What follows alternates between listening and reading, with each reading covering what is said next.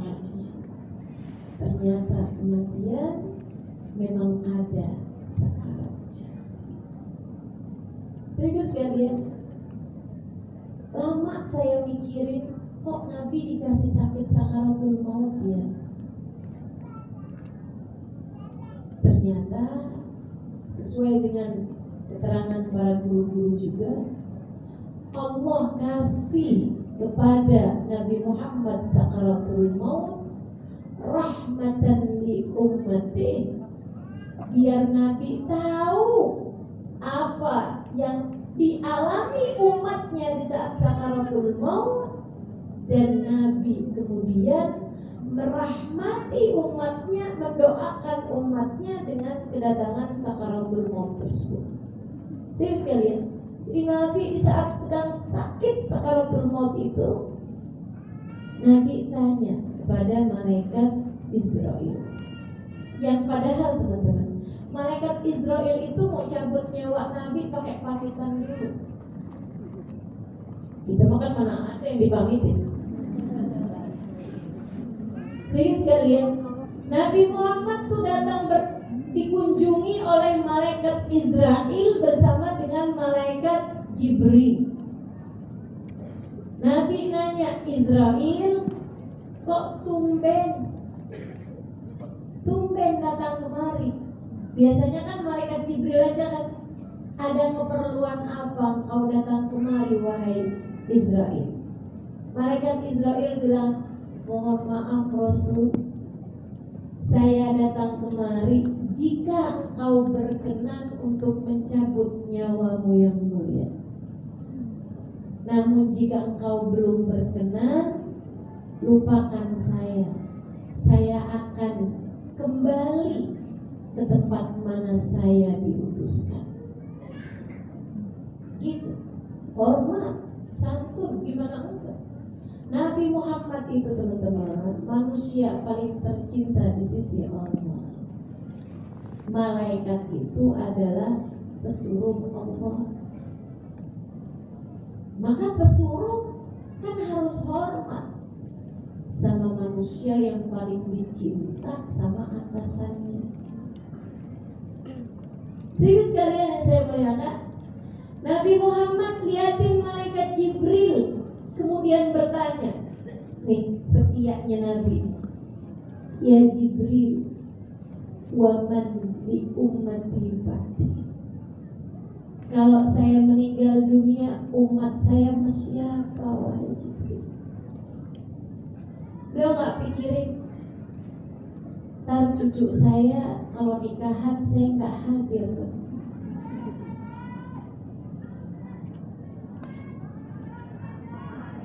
Lebih dalam sakit sakaratul maut yang tak terperi itu, Nabi sempat nanya kepada malaikat Israel, ya Israel, afi mithli hadza sakaratul mauti ummati, adakah seperti ini sakitnya sakaratul maut umatku? Malaikat Jibril, malaikat Israel menjawab, bala ya Rasulullah, betul wahai Rasulullah, bahkan lebih sakit lagi, karena yang ini sudah kami ringankan pelan-pelan untukmu. Nabi ketika membayangkan sakitnya umatnya lebih berat lagi, bahkan dalam keadaan kesakitan, Nabi Muhammad terpuji kesetiaannya. Beliau berdoa, ya Allah, jika begitu ringankanlah untuk umatku dan beratkanlah saja untukku.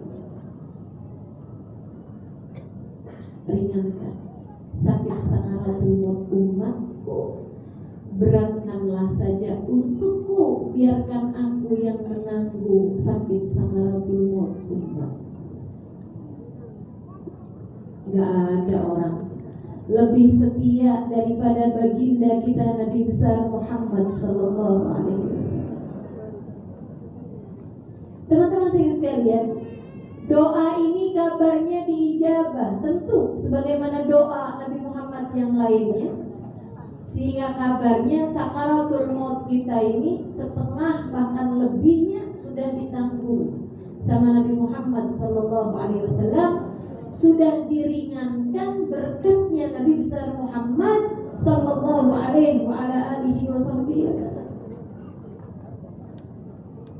Yang kamu perlukan hanya jangan jauh-jauh dari Nabi Muhammad. Yang kamu perlukan hanya belajar cinta kepada Nabi besar Muhammad sallallahu alaihi wasallam. Teman-teman sekalian, 2 bulan lebih yang lalu, hampir 3 bulan yang lalu, umi saya meninggal dunia. Nur binti Mudar Asgaf. Sekalian, dari sejak beberapa bulan sebelum kewafatan beliau, di mana beliau wafat itu nggak lagi sakit yang terbaring tempat tidur gitu, enggak. Dari beberapa bulan sebelum beliau meninggal, itu beliau sering banget bicara seperti ini. Umi udah kangen Nabi Muhammad. Umi kangen. Umi pengen ketemu Nabi Muhammad. Kayak menyiratkan bahwa umi saya udah mau meninggal gitu. Sampai kakak saya, kalau umi udah ngomong gitu, bilangnya gini nih, Mi, ketemu Nabi kan gak harus meninggal, Mi. Yang hidup ketemu Nabi juga banyak. Nah, saya senyum aja, kayak yang gak enak.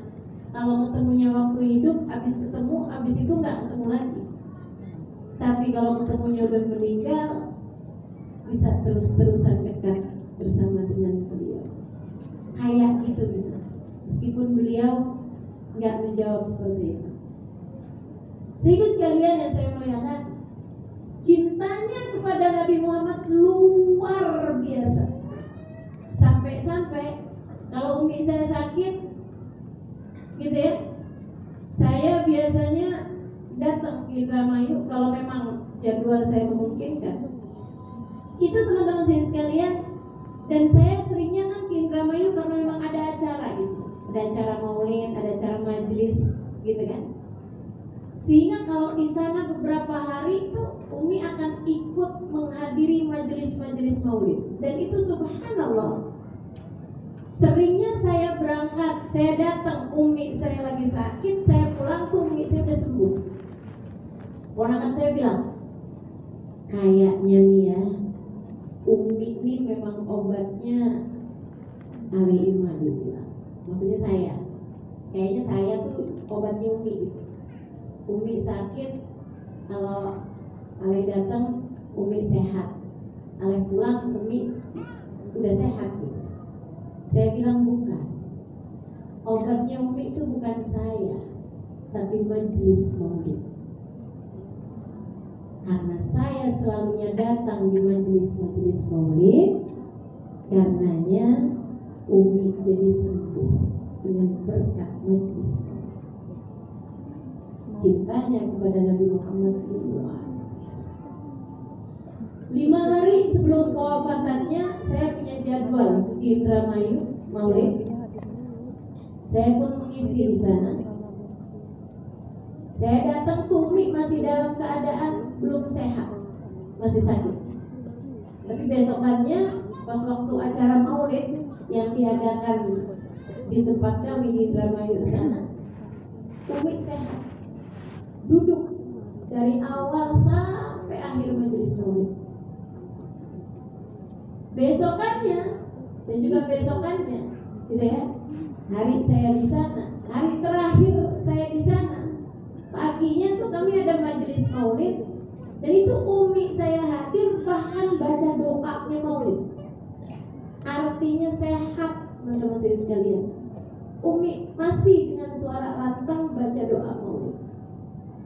Beliau tuh hampir hafal maulid-maulid itu, karena memang dari senangnya baca kitab-kitab maulid. Sehingga sekalian saya melihat, habis itu kemudian 5 hari sesudahnya umi saya meninggal dunia, Dan saya di Jakarta sedang mengisi majelis maulid. Nggak pakai sakit, pagi hari tersebut saya dikabarin Bu Umi saya ngedrop, jadi mau dibawa pergi ke rumah sakit. Sampai sana bahkan orang-orang tidak menyadari sakaratul mautnya dulu. Kapan datang sakaratul maut? Karena ringan sekali. Beliau bahkan minta pergi wudhu, minta pulang asalnya ke rumah, karena beliau bilang, Umi belum pulang aja deh, Umi mau sholat nih. Sholat apa nih? Sekarang jam 9 pagi. Ya Umi mau pulang aja. Udah kalau gitu Umi wudhu aja. Wudhu, gak lama kemudian Umi cuma manggil-manggil, Ya Rasulullah, Ya Rasulullah, Ya Rasulullah. Sekilas terlihat beliau menggigit bibirnya, kemudian beliau menghembuskan nafasnya yang terakhir.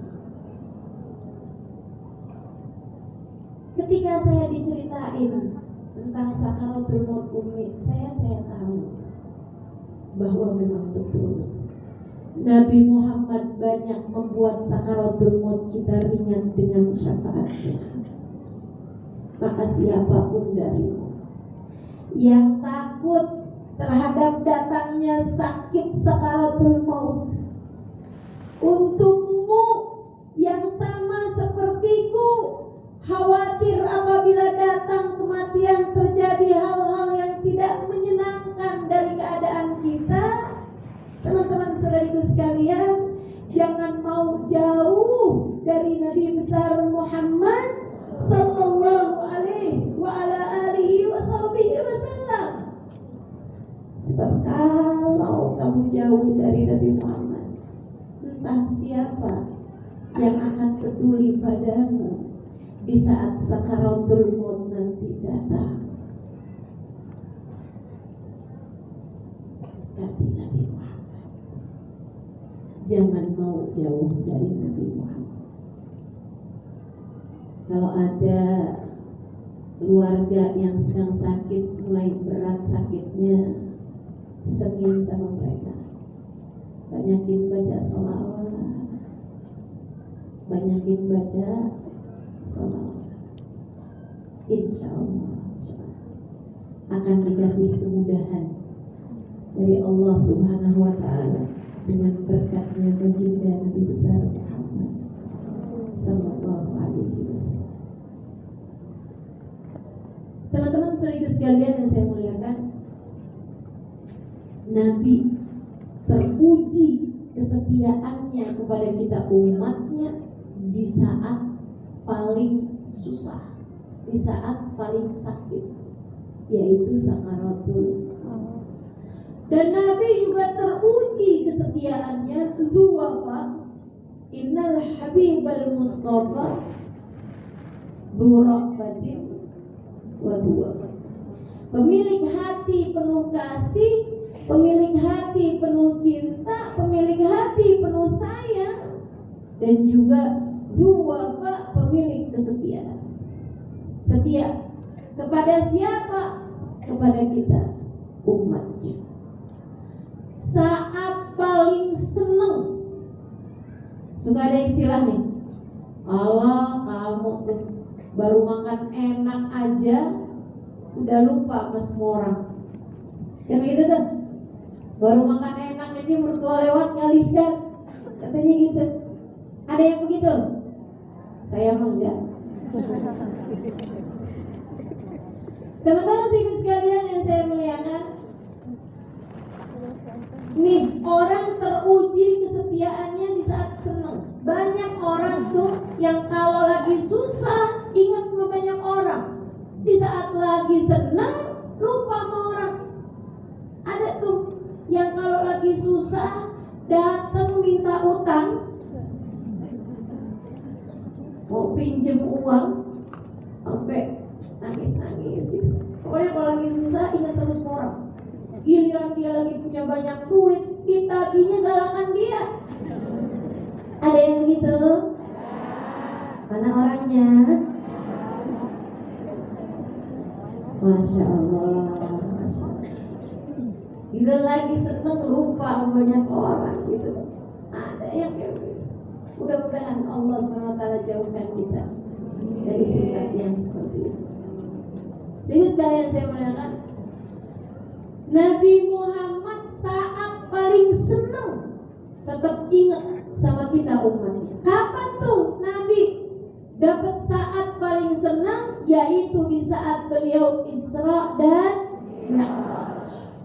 Ibu-ibu saudara sekalian, teman-teman semuanya yang saya muliakan, Nabi diantar, dibimbing, dipandu sama malaikat Jibril, menembus langit demi langit, berjumpa dengan para rasul, berjumpa dengan para nabi, berjumpa dengan para malaikat di atas langit-langit Allah Subhanahu wa taala. Akan tetapi sesudah beliau melewati surga, sudah beliau melewati neraka dan seterusnya, teman-teman sekalian yang saya muliakan, Nabi kemudian malaikat Jibril berpamitan. Kata malaikat Jibril, maafkan saya wahai Rasulullah, saya hanya bisa menemanimu sampai sini saja.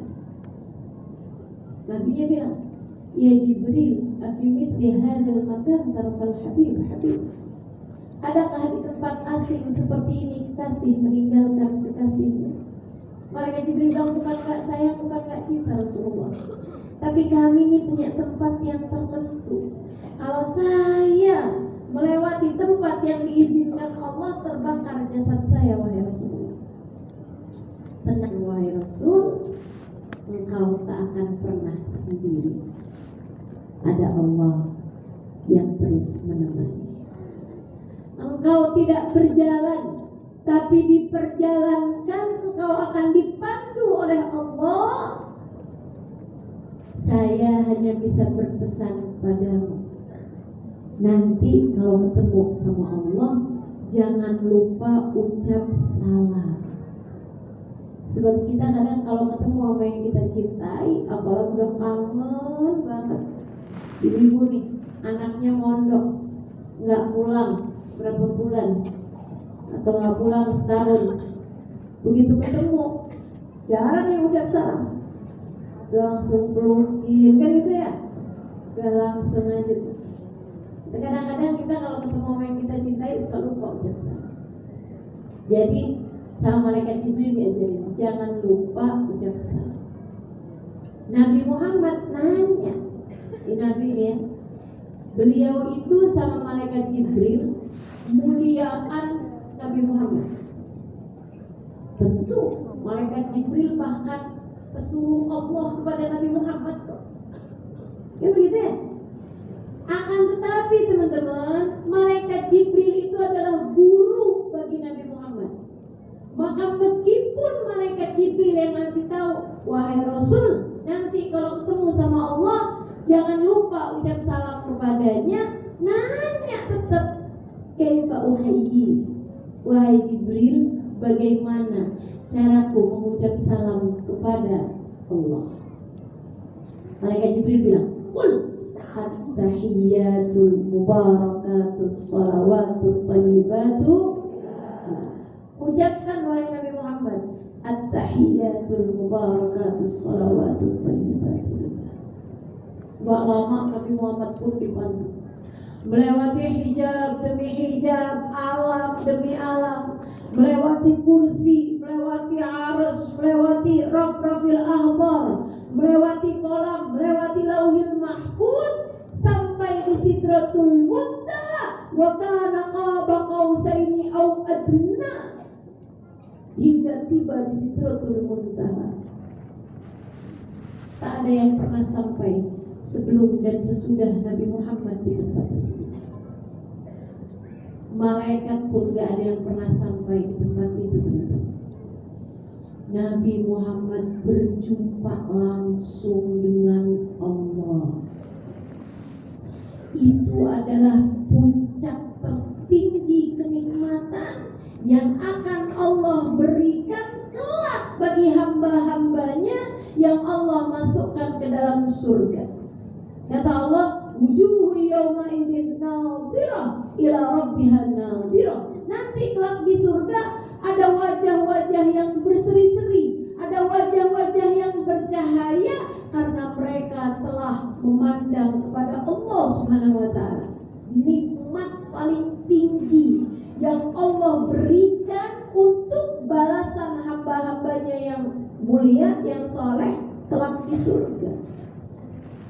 Allah sudah berikan kepada Sayyidina Muhammad, sedangkan beliau masih hidup di atas muka bumi. Kayak apa tuh rasanya ketemu langsung sama Allah. Nabi pun segera sujud di hadapan Allah, teman-teman sekalian. Nabi sujud di hadapan Allah. Kemudian setelah dirasa cukup sujudnya, beliau duduk seperti duduk tahiyat akhir. Kemudian mulai mengucapkan salam yang diajarkan malaikat Jibril. Nabi Muhammad berkata, "At-tahiyyatul mubarakatus salawatut thayyibatu lillah." Segala penghormatan, segala kebaikan, semua sholat yang kami lakukan, semua ibadah yang kami dapat lakukan, semuanya adalah persembahan kami untukmu ya Allah. Ucap salam kepada Allah. Bu, kayak apa rasanya Bu? Dek, kayak apa senangnya Nabi Muhammad waktu diizinkan ketemu sama Allah, sujud langsung di hadapan Allah, mengucap salam kepada Allah, dan ternyata Allah jawab salam Nabi Muhammad. Allah berkata, "Assalamu alayka ayyuhan nabi wa rahmatullahi wa barakatuh." Salam untukmu wahai seorang nabi, dan rahmat serta keberkahan dari Allah senantiasa tertuju padamu. Itu pantas-pantasnya Nabi gak ada yang diingat sih siapa-siapa. Orang lagi senangnya kayak begitu. Teman-teman saya sekalian, pengantin baru aja suka lupa sama teman-temannya.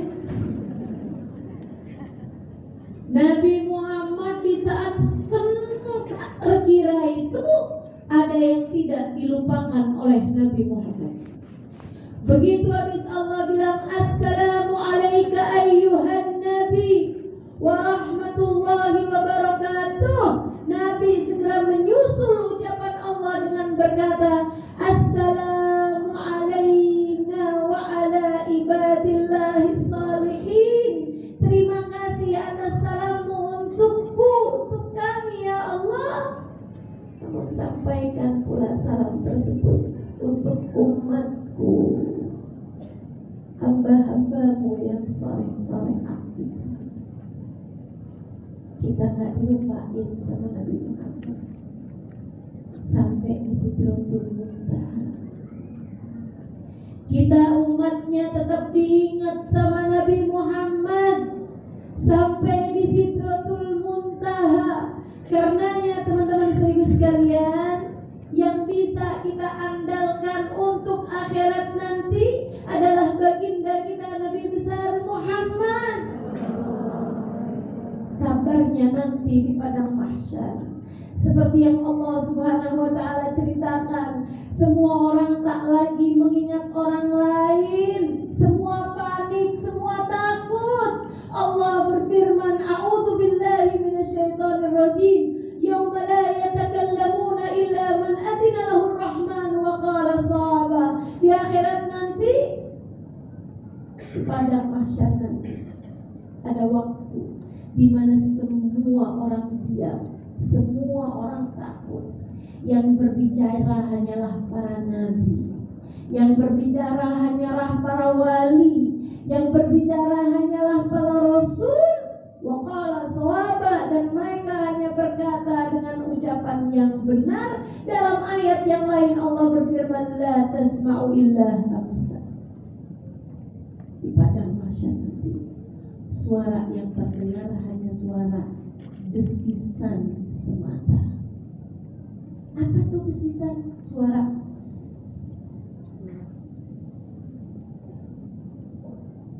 Kenapa begitu? Sebab semua diam. Yang berbicara hanya para nabi, yang berbicara hanya para wali, yang berbicara hanya para rasul, dan mereka hanya berbicara dengan suara berbisik.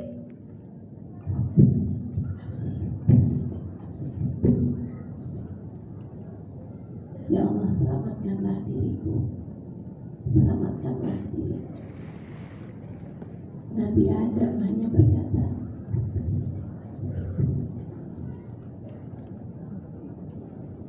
semua manusia hanya berkata, Rabbi sallim nafsi. Itu pun dengan suara berbisik lirih dan hanya dari kalangan hamba-hamba yang mulia.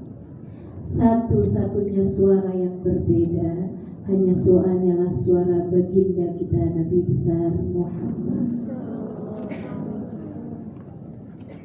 Gak pakai bisik-bisik. Nabi berdoa dengan suara yang lantang. Rabbi sallim ummati, Rabbi sallim ummati. Ya Allah, selamatkanlah umat saya. Kalau kamu sampai mati berhasil membawa imanmu, kalau kamu sampai mati tetap jadi umat Nabi Muhammad, kamu ada dalam doa Nabi di padang mahsyar. Kamu dimintai Nabi keselamatanmu hingga di padang mahsyar. Nabi setia kepada kita. Nabi setia kepada. Maka karena Nabi Muhammad setia sampai di surga. Nabi itu orang pertama yang masuk surga. Tapi Nabi hanya akan berdiri di pintu surga sebelah kiri, di sebelah arasnya Allah Subhanahu wa taala yang sebelah kiri. Kenapa gitu? Paling dekat sama jembatan buat Nabi Muhammad lihat umatnya selamat apa enggak saat lewat jembatan. Maaf, kalau suamimu sudah masuk surga, bisa jadi ia lupa padamu, apalagi sudah melihat bidadari-bidadari di sana. Maaf, kalau anakmu sudah masuk surga, bisa jadi lupa kepadamu yang telah melahirkannya. Maaf, jika orang tuamu masuk surga, bisa jadi mereka lupa kepadamu yang telah mereka lahirkan. Akan tetapi Nabi Muhammad tidak lupa padamu selagi kamu adalah umatnya. Ditunggunya kamu di pintu surga. Gak ada orang lebih setia kepada kita daripada Nabi Muhammad. Maka teman-teman, ketika kamu kehilangan apapun, gak apa-apa. Yang penting jangan kehilangan iman. Kamu kehilangan siapapun gak apa-apa. Jangan pernah kehilangan Allah dan Rasulnya. Ada orang meninggalkanmu, gak masalah teman-teman. Yang penting bukan Nabi Muhammad meninggalkanmu. Sebab kalau kamu meninggalkan Nabi Muhammad, kamu ditinggalkan Nabi Muhammad, siapa yang akan menolongmu kelak di akhirat? Siapa yang dapat kamu andalkan di mana? Maka bismillah. Yuk belajar setia. Belajar menjalankan syariat agama dengan baik. Teman-teman sekalian, Nabi Muhammad bilang, kullukum tadkhuluna al-jannah illa man aba. Semua dari kalian masuk surga kecuali yang enggak mau. Kalau enggak mau mesti gimana lagi kata Nabi. Nyelamatin, manggil Nabi sih diselamatin. Tapi kalau orang memang enggak mau masuk surga, Ya susah. Waman ya'ba ya Rasulullah, ada orang yang masuk surga wahai Rasul. Man ata'ani dakhalal jannah wa man asani faqad aba. Siapa yang ikut jalanku, ikut perintahku, taat kepada Allah, taat kepada aturan yang telah diajarkan Nabi Muhammad dari Allah Subhanahu wa taala, dakhalal jannah, dia akan masuk dalam surga. Wa man asani, siapa yang ninggalin ajaran-ajaran Allah, faqad aba, berarti dia memang tidak mau masuk ke dalam surga.